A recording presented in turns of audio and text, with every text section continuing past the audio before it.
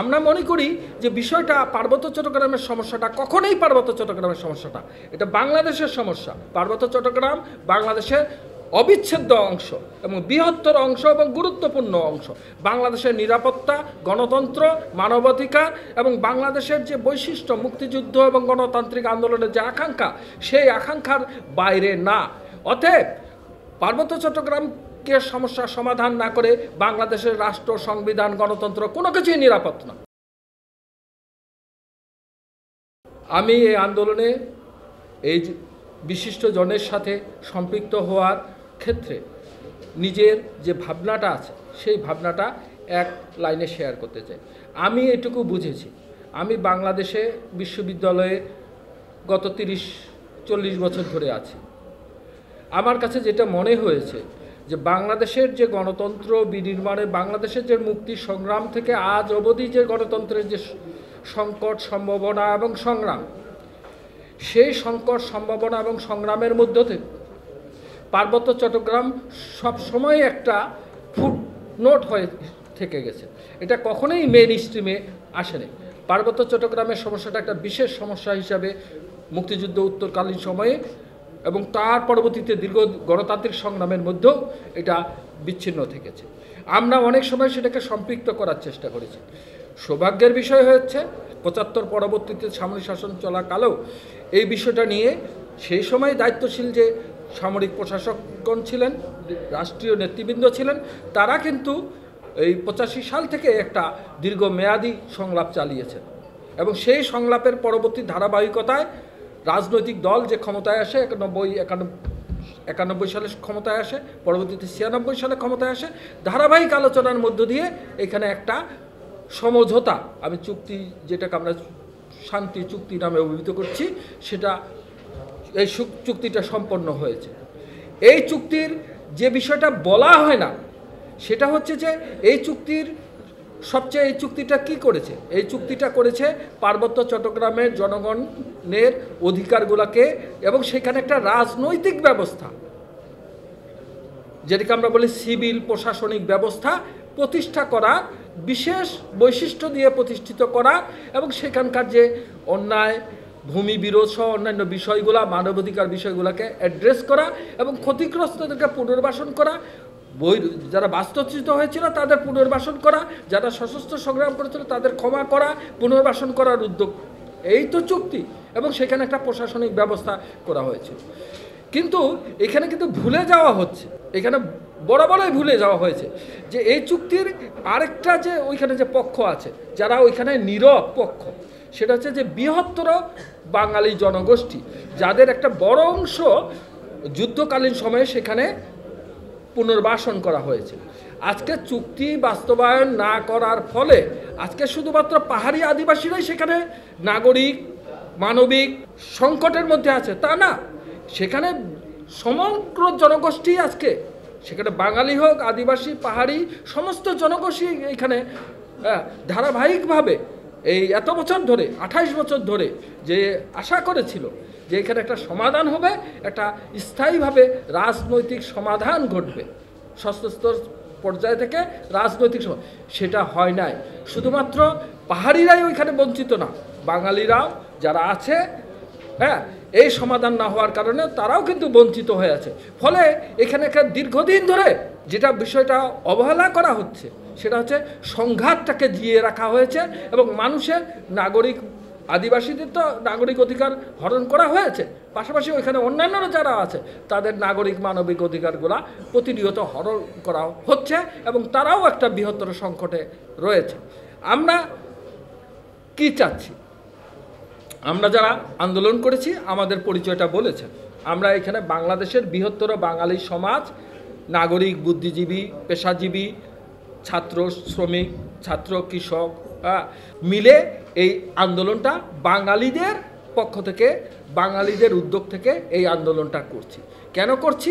আমরা মনে করি যে বিষয়টা পার্বত্য চট্টগ্রামের সমস্যাটা কখনোই পার্বত্য চট্টগ্রামের সমস্যাটা, এটা বাংলাদেশের সমস্যা। পার্বত্য চট্টগ্রাম বাংলাদেশের অবিচ্ছেদ্য অংশ এবং বৃহত্তর অংশ এবং গুরুত্বপূর্ণ অংশ। বাংলাদেশের নিরাপত্তা, গণতন্ত্র, মানবাধিকার এবং বাংলাদেশের যে বৈশিষ্ট্য, মুক্তিযুদ্ধ এবং গণতান্ত্রিক আন্দোলনের যে আকাঙ্ক্ষা, সেই আকাঙ্ক্ষার বাইরে না। অতএব পার্বত্য চট্টগ্রামকে সমস্যার সমাধান না করে বাংলাদেশের রাষ্ট্র, সংবিধান, গণতন্ত্র কোনো কিছুই নিরাপদ না। সেই বিষয়টাকে আমরা ধারণ করি। সেই জায়গা থেকে আমরা মনে করেছি এটা শুধুমাত্র পার্বত্য একটা গোষ্ঠীর দাবি না, এটা বাংলাদেশের সমস্ত মানুষের দাবি যে বাংলাদেশের একটা পূর্ণাঙ্গ একটা গণতান্ত্রিক ব্যবস্থার বিকাশ। যে আমাদের 24-এর যে আন্দোলনের যে অন্যতম বৈশিষ্ট্য, বৈষম্য বিরোধী যে আন্দোলন, সেই আন্দোলনটা কেবলমাত্র বাঙালির বৈষম্য, চাকরির বৈষম্য, কোটার বৈষম্য, সরকারি চাকরিতে বৈষম্য, এই জায়গাটা থেমে গেল। কিন্তু আন্দোলনের মধ্যে কিন্তু আদিবাসীদের অংশগ্রহণ ছিল, সে তাদের ফুল ছিল, পাতা ছিল, অনেক কিছু ছিল, এই নিয়ে বিতর্ক ছিল। এই আদিবাসীরা হঠাৎ করে এই বৈষম্য বিরোধী যে আন্দোলন হলো এবং তাদের যে সক্রিয় অংশগ্রহণ ছিল, আদিবাসীরা নাই হয়ে গেল। শুধুমাত্র বাঙালিদের মধ্যে চলমান যে বৈষম্য আছে, পাকিস্তানিদের বৈষম্যের বিরুদ্ধে বাংলাদেশ হয়েছে, বাঙালিদের বৈষম্যের বিরুদ্ধে, অগণতান্ত্রিকতার বিরুদ্ধে আন্দোলন হয়েছে, এবার বৈষম্যের বিরুদ্ধে আন্দোলন হয়েছে, এটা তো ভালো। শ্রমিকদের বিরুদ্ধে বৈষম্য আছে, কৃষকদের বিরুদ্ধে বৈষম্য আছে, আরও অনেক ধরনের বৈষম্য, নারী পুরুষের বৈষম্য আছে, এই যে বিষয়গুলো আছে এসেছে। আদিবাসীদের বিরুদ্ধে ব্যাপক বৈষম্য আছে। এই বৈষম্যটা আরও তীব্র, কারণ হচ্ছে যে তারা সংখ্যায় একেবারেই মানে ভূখণ্ডগতভাবে এবং জাতিগতভাবে তারা অত্যন্ত সংখ্যা লঘিষ্ঠ একটা। এরকম একটা বৈষম্যকে অ্যাড্রেস না করে বৈষম্য কথাটাই কোনোদিন বৈষম্য তাৎপর্যপূর্ণ হইতে পারে না, বৈষম্য কথাটাই একটা অসম্পূর্ণ কথা থেকে যায়। সেজন্য আমাদের বিবেকের কাছে মনে হয়েছে যে এই বৈষম্যটা দূরীকরণ করা দরকার।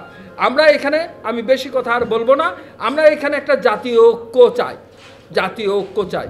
আমাদের যুগ্ম আহ্বায়ক, এখানে যুগ্ম সমন্বয়কারী জনাব জাকির হোসেন বলেছেন, আমরা পার্বত্য চট্টগ্রাম বিষয়ে রাজনৈতিক দল সরকারের কাছে একটা জাতীয় সংলাপের জন্য আহ্বান জানিয়েছি।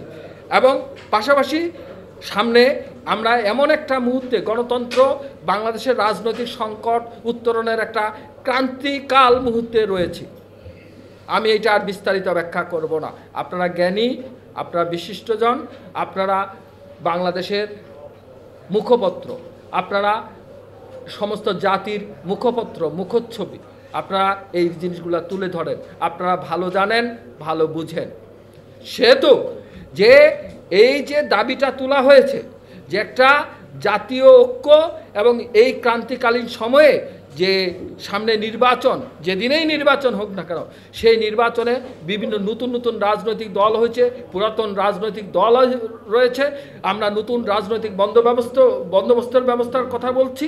আমরা চাই এই বিষয়ে প্রত্যেকটা দল তাদের জায়গা থেকে উদ্যোগ নিবে এবং পার্বত্য চট্টগ্রামের সমস্যাটা কে পক্ষে কে বিপক্ষে, 1970 সালে যে ডিবেট, জাতীয় মুক্তি আন্দোলন, সে সময় যেগুলো হতো, উপনিবেশিক বিরোধী আন্দোলন হতো, জাতি গঠনের আন্দোলন হতো, সেই আন্দোলন থেকে আজকে আমরা 2025 সালে এসে 1947 থেকে 2075 বছরে বিশ্বব্যাপী জাতীয় আন্দোলনগুলোর চরিত্র পরিবর্তন হয়েছে। আমাদের নিজেদের ঐক্যের জন্য, গণতন্ত্রের জন্য এবং আমাদের একটা নিজস্ব, আমাদের সমৃদ্ধির জন্য আমাদের এই গণতন্ত্রের সমস্যাটাকে, যে গণতন্ত্রের সমস্যাকে কেবলমাত্র বাঙালির সমস্যা, বাংলাদেশের বাঙালি মুসলমানদের সমস্যা, এইটার জায়গায় রয়ে গেছে, সেই জায়গাটা থেকে বেরিয়ে এসে বৃহত্তর বাংলাদেশের ভূখণ্ডের সমস্ত মানুষের এই সমস্যাটা সমাধানের আমরা আহ্বান জানাচ্ছি। changetv.press, এক ফোঁটা হলুদ নেই।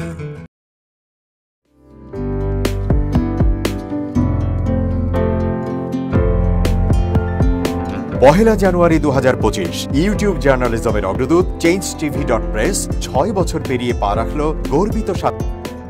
চেঞ্জ টিভি, তো আমি তাদেরকে আমার অসংখ্য শুভেচ্ছা জানাচ্ছি, কারণ তারা যে ভূমিকা রেখেছে, এই সময় একটা কঠিন সময় ছিল, সেটাতে যেমন ভূমিকা রেখেছে, এমনকি 5ই আগস্টের পরে নতুন বাংলাদেশেও তারা তাদের সেই তীক্ষ্ণ একটা সমালোচনামূলক এবং যেটাকে আমি গঠনমূলক বলব সেরকম একটা ভূমিকা রাখছেন। তো সেক্ষেত্রে আমরা মনে করি যে এই ভূমিকা আমাদের দরকার, আমরা চাই এটা থাকুক এবং আরও যেন সমৃদ্ধ হয়। নতুন বাংলাদেশ নির্মাণে আমরা চাই যে চেঞ্জ টিভি যে সমালোচনাগুলো করছে বা যেগুলো আমরা তুলে ধরছেন সেটা এমন করে করবেন যেন আমরা সেখান থেকে শিখতে পারি এবং সবাই মিলে যেন আমরা নতুন বাংলাদেশকে সত্যিকার অর্থে বৈষম্য বিহীন একটা সমাজ গড়ে তুলতে পারি, সেটা আপনারা সহজ চেষ্টা করুন। changetv.press, এক ফোঁটা হলুদও নেই।